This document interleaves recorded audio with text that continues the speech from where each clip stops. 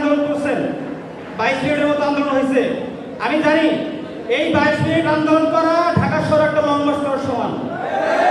আমি জানি এখানে একটা ফেসবুক পোস্ট দেওয়া কতটা হুমকির বিষয়। আপনারা এই আন্দোলন করেছেন, আন্দোলন সংগ্রামে থেকে যান, আপনাদেরকে আমি স্যালুট জানাই। সামরিক ছাত্র জনতা লাগবে না, আপনারা বাগেরহাটের সন্তান, বাগেরহাটের নাগরিক, বাংলাদেশের নাগরিক, এটাই বড় পরিচয়। আপনারা জানেন বাগেরহাট একটা সম্ভাবনাময়ী জেলা। আমাদের বিশ্ব ঐতিহ্যের যে দুটা গুরুত্বপূর্ণ স্থাপনা, তিনটা গুরুত্বপূর্ণ স্থাপনার মধ্যে দুইটাই বাগেরহাট, কিন্তু বাগেরহাটকে সবসময় বঞ্চিত করা হচ্ছে। আপনারা জানেন যে বাগেরহাটে কোনো সরকারি বিশ্ববিদ্যালয় নাই। আমরা আজকে বলে এসেছি আমাদের এখানে একটা সরকারি বিশ্ববিদ্যালয় প্রতিষ্ঠার ব্যবস্থা করা হয়, একটা সরকারি মেডিকেল কলেজের ব্যবস্থা করা হয় এবং একটা বিজ্ঞান প্রযুক্তি বিশ্ববিদ্যালয়ের কথা আমরা ওখানে বলে এসেছি। আপনারা জানেন এখানে রেল লাইনের কথা বলা হচ্ছে বলেই যাচ্ছে, কিন্তু আমরা রেল লাইন দেখতে পাচ্ছি না। এই রেল লাইনের বিষয়টা আপনারা তুলবেন, আপনারা ডিসি অফিসে যাবেন, এই দাবি দাওয়াগুলো তুলে ধরবেন, কীভাবে বাস্তবায়ন করা যায় সেই বিষয়গুলো আপনারা দেখবেন।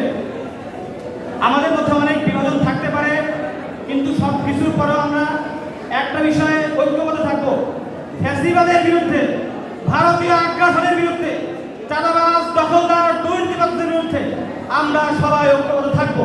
থাকবো তো ইনশাআল্লাহ ভাই? আপনারা কথা দিচ্ছেন তো? আমাদের মধ্যে কি কোনো গ্রুপিং আছে? আমাদের মধ্যে কি কোনো গ্রুপিং থাকবে? মারামারি থাকবে? ইনশাআল্লাহ থাকবে না। আমরা সবাই বাগেরহাটে, আমরা সবাই মিলেমিশে একটা স্মার্ট এবং সুন্দর বাংলাদেশ গড়ে তুলবো ইনশাআল্লাহ।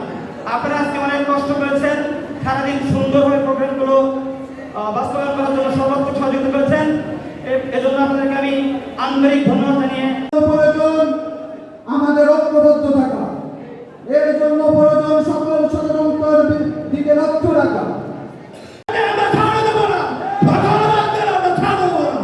জীবন একটি হাতের একটি অংশ গেছে, মুখ আছে। বিপ্লব হয়েছে জুলাই মাস থেকে, বিপ্লবের সূচনা